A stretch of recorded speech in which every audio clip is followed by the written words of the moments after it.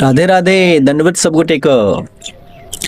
भक्ति से की संभव छे, भजन से की संभव छे। भजन से संभव छे कि हिंसक प्राणी का भी अहिंसक बनायल जा सकै छे।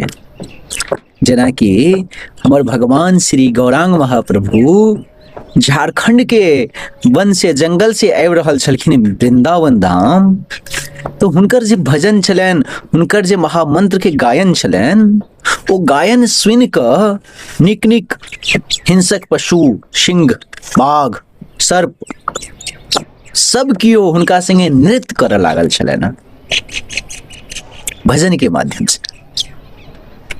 और पीपाजी और श्री सीता सहचरी एक जगह जा रहल छलखिन, तो हिंसक सिंह का अपन हाथ के स्पर्श से अहिंसक बना देलखिन, वैष्णव बना देलखिन। जय जय श्री राधेश, निताई गौर, हरि बोल।